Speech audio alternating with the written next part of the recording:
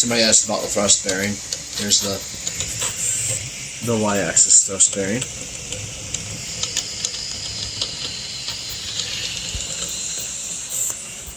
And in here is the x-axis thrust bearing. You see this whole thing's very thick and strong, because the original design, it actually would bend the motor, would bend that way when it moved.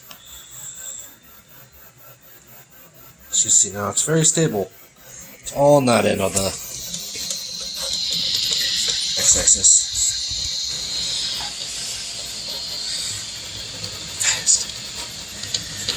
This says fast down there. The fan works now. You can hear it going. I burnt up that fan, trying to get the fan to work. So this is what a fast Benchy looks like. Without a fan, I can tell you, I'm not a fan. Pretty crap. Put it down there. The fast came off though. So yeah, mid-print progress.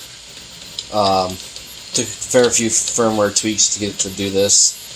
Mostly, for some reason these fans just kept burning up, so I just set the minimum PWM to 100 and the maximum to 255. So yeah. I also set a 200 millisecond max speed whenever the fan tries to come on slower. I could probably set that min PWM lower. I will after this print.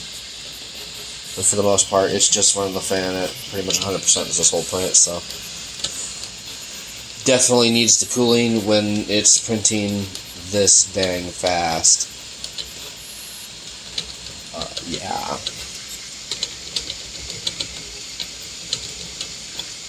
Seems to be working pretty good though. So what, 1.4? I'll record till it changes layer again. There we are, 1.6.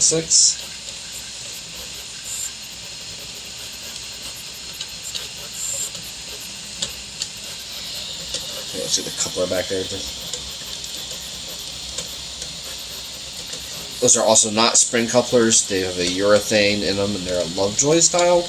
Lovejoy's just a brand name. That's what I call them.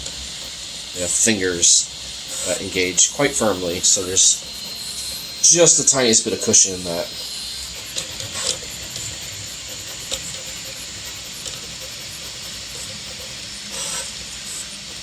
Alright, there's the next layer again. Yeah, I think she's moving at a pretty good speed. We are printing at 150 millimeters per second here, and traveling at 200.